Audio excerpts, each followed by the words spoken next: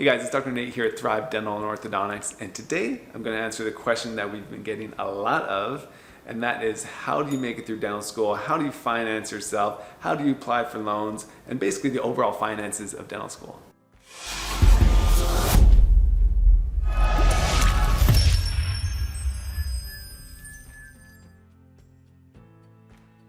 So brace yourself because these numbers are pretty darn big. So the average dental student owes $300,000.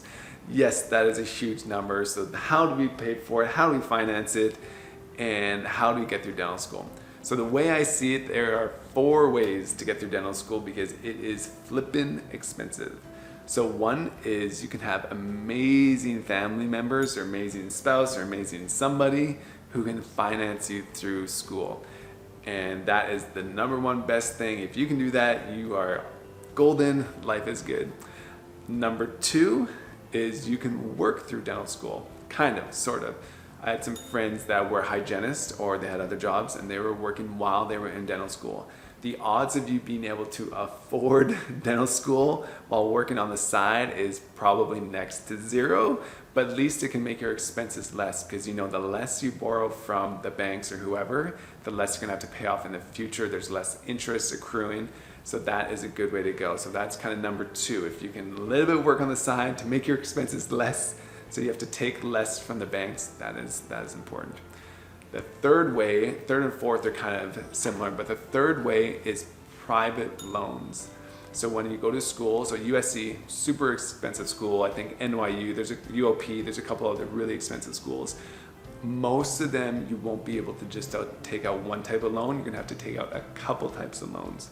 The good thing is, and first off, I'm not a financial educator by any means, so this is just my opinion, but there are a lot of ways to take out these finances. So with the private loans, your counselor is gonna help you with this. So they're gonna guide you through it. They've done this thousands of times, so they know what banks to contact, and the banks kind of know, hey, if they're gonna lend to a dentist or an orthodontist, yeah, we're gonna make our money back, so they're okay with it.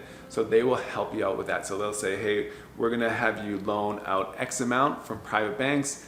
Most of the time you don't even really know what's going on because you're in dental school, but they will help you out with those private loans. So that's the third way. The 4th one is federal loans or government loans. And like the private loans, your counselor is gonna help you out with this one, okay? So you're gonna go in there, they're gonna say, hey, you know what? For this year, you're gonna owe $100,000, which happens at USC now, which is crazy. So you owe $100,000. How are we gonna get it? We're gonna take X amount from private banks, we're gonna take X amount from federal banks, boom, here's how much, or here's how you're gonna get funded. And that's what happens with probably 60 or 70% of the students. Yeah, maybe you can get some scholarships here and there, do some other things, but that's what happens to most of the people. So those are the 4 ways.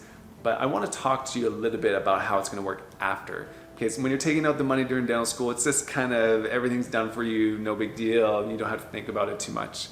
But what happens after dental school is there are a ton of different programs, federal programs, refinance programs that can help you out, help make your life a little bit better.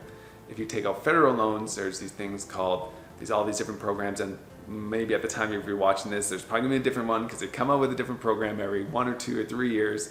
When we were in there, it was called income-based repayments, so it's IBR. And basically they're just taking a portion of how much you make over 25 years, and then they just forgive it. Now there's stuff called repayee and all these other different concepts that are pretty similar. Basically the government is taking a portion of what you make, and at the end of X amount of years, they forgive it.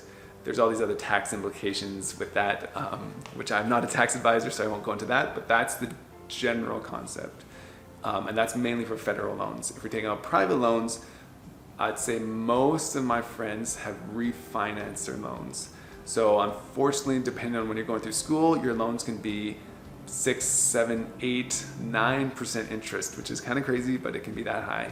So when you come out of school, what you do is you kind of consolidate all your loans and you go to somebody that you know, or some bank or somebody, and you say, hey, these are the loans I owe, can you give me a better interest rate? And so a lot of times you'll go from an 8% to like a 4% or 3%, even lower sometimes.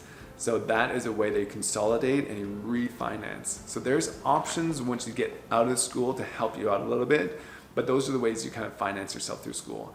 And that kind of relates to my previous YouTube video talking about how much dentists and orthodontists make.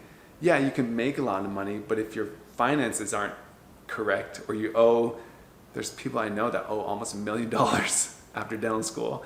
So if you're owing this much money and you don't finance it properly, you can potentially owe over $10,000 a month just on student loan payments. So this is also relates to, I think, another video I was talking about, that if you're going to become a dentist or an orthodontist, you should know this, because if you're going to do that, you can't just work a couple days a week and expect everything to be good. You have to work that amount just to kind of break even. And then after that, cool, you're going to start making some money. But there's a lot of different things that comes into play. And that was one of the reasons that we moved away from sunny California, which we loved, was that financially it just didn't make sense, and the other states make some more sense. It helps you with student loans, helps you with a bunch of different things, taxes and all that other stuff too. So that is how you finance your way through school. You can either have an amazing family, you can have you can kind of work to offset it a little bit, you can have private loans, or you can have federal loans, and all of those things can be dealt with after school. You can consolidate the loans, make the interest rates go less. You can do some programs like an IBR or Repayee or some different other programs that help you if they're federal loans. Those are a bunch of different ways to kind of get through school. So don't let that hinder you. Yes, the numbers are crazy. It seems really scary because it's honestly so high, and schools seem like they're just getting more and more expensive. But I still think in the end it's worth it, because financially, if you work hard and you do things properly, you can still be very, very well off financially. It just takes a lot of planning. So there you go, guys. So that is how you finance yourself through dental school or through residency. And if you have any questions, comments, please leave them below. You know I'm trying my best to answer all your questions. So thank you so much for commenting so much. And yes, once again, please subscribe to our channel. I'll see you guys soon.